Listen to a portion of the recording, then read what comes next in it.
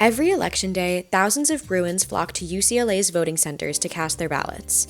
This year, Daily Bruin Video visited the polling station at Ackerman Union to learn about students' voting experiences in the 2024 election. It's my first election. I'm very grateful and excited. I don't know, it was very nerve-wracking in the sense that I knew that my vote counts. Even though I'm just one person, it still makes a difference.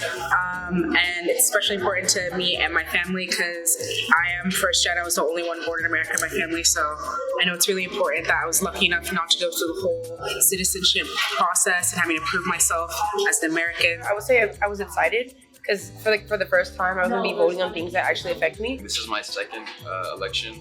One was 2 years ago with the LA mayor election. Now it's the general election.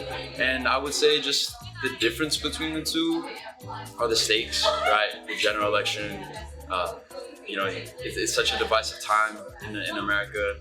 So you feel like your vote really matters compared to, obviously the LA County area, which also is important and often is overlooked. I found out about voting centers at UCLA through my friends posting on social media. I'm personally part of the Black Bruins on campus, so we're always sharing information with each other. I found out primarily through Instagram. I think I saw a lot of people, a lot of friends posting about it. And then in addition to that, all my teachers told us, they were like, they sent out announcements of guys, go vote, today's the day, make sure you go vote. Honestly, just walking around, there's a lot of signs, which is very helpful. But I'm also on TikTok and Instagram a lot, so I got the info from my phone. I personally think that it's a very smooth process at Ackerman, just because of how they're able to form the lines. It's also students running it, so they know what students would cater to. When trying to, go through a tedious process, right? It's very important, but it is tiresome. One thing maybe that I would recommend is having a system that kind of maybe tells people about the time they might have to wait. That might deter people, but that also might have people kind of set up their schedules in a certain way so that they don't miss classes, they don't miss work. Honestly, the only barrier is how many people are here, but there's so many lines on campus anyway that you're used to it. It was very easy, and everyone was super helpful and very clear instructions too. I had no barriers. I came at a really good time. I had a 9 a.m. this morning, and right after I was out by 11. I walked here. I waited 10 minutes.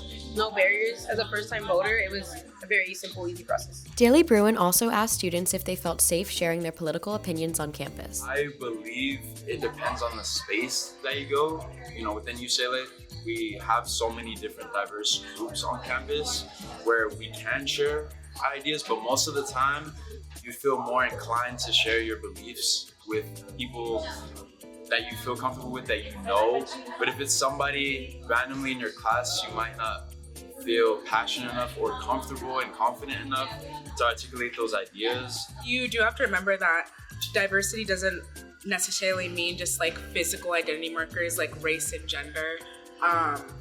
You can share, I can be with another Black person and we can have different political beliefs. So as long as you understand the context. If you find your people, your community, your space, if you go to, these cultural LLCs, these cultural clubs, I feel very safe there. In other spaces, not so much, but I think that's not a reason to be afraid to share it, just to be careful.